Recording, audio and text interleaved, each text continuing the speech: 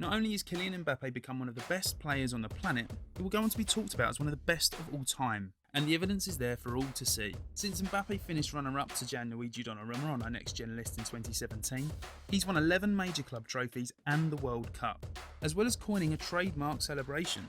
Only the best do that. So how did Mbappe go from French phenomenon to a future great of world football? This is Level Up, Kylian Mbappe.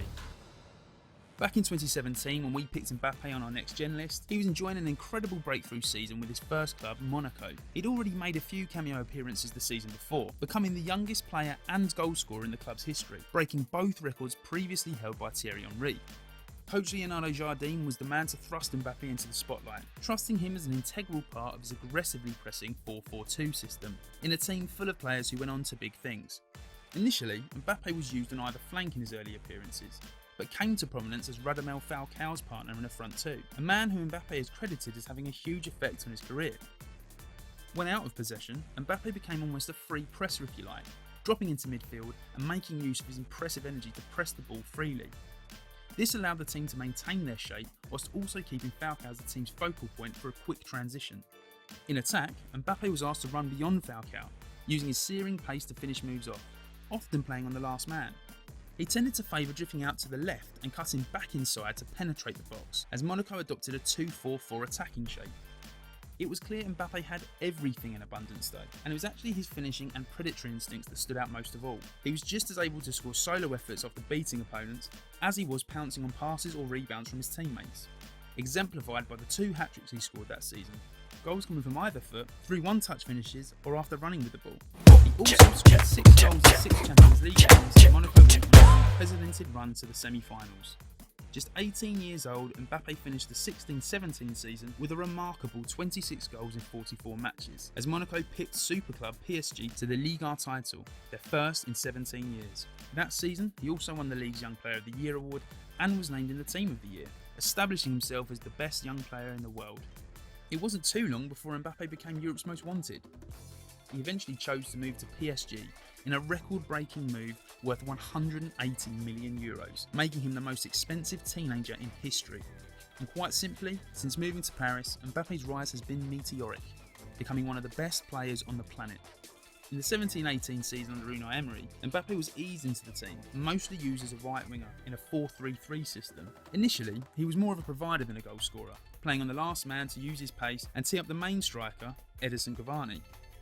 His goal tally may have been down on the previous season, but his assists were up, and despite being named the Young Player of the Year and in the Team of the Year for a second time, as PSG won a domestic treble, it was clear there was still so much more to come from Mbappe. Enter Thomas Tuchel.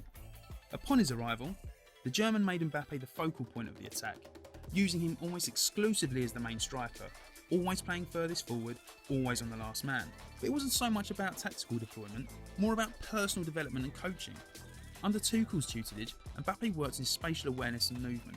With Angel Di Maria and Neymar either side of him, Mbappe worked on making runs earlier and shaping them, moving on the blind side of defenders, so as not to become so reliant on his pace. That said, his dribbling improved too, with less push and run and more sharp changes of direction and trickery, as well as improving his composure when in front of goal. His numbers over the next 3 seasons are up there with the very best around, Tuchel's input and system helping Mbappe rise to the very top of the world game, where he continued under Mauricio Pochettino in 2021, becoming just the 3rd player to score a Champions League hat-trick against Barcelona. In fact, at just 22 and having only been there 4 seasons, he made it to 3rd place on PSG's all-time top goal scorer list and 4th on their all-time assist charts. Not to mention an unrivaled trophy haul for a player so young. Unsurprisingly, Mbappe is the talisman for the French national team too, in the most gifted generation in their history. Since making his debut in 2017, Mbappe has been a near ever-present for Didier Deschamps' side, interestingly, often playing on the right of a front 3. Olivier Giroud acts as a target man, feeding balls to the pacey Mbappe or Antoine Griezmann on the other side. It was in 2018 though that it became a household name worldwide.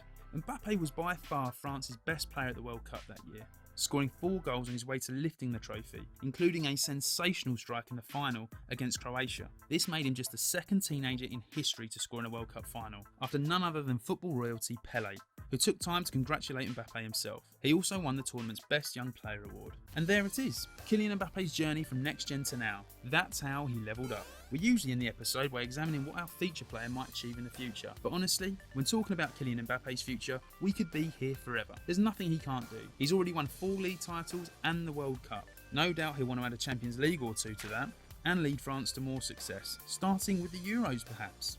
There's also a certain Norwegian that Mbappe will do battle with, no doubt, to determine who really will be the best in the world, post Cristiano Ronaldo and Lionel Messi. But the real question is right now, just how many Ballon d'Ors will he win? And will he end up at Real Madrid? Or at another one of the super clubs? Let us know what you think. Thanks for watching, and keep an eye out for more in our Level Up series, as we look at how our next gen alumni have developed.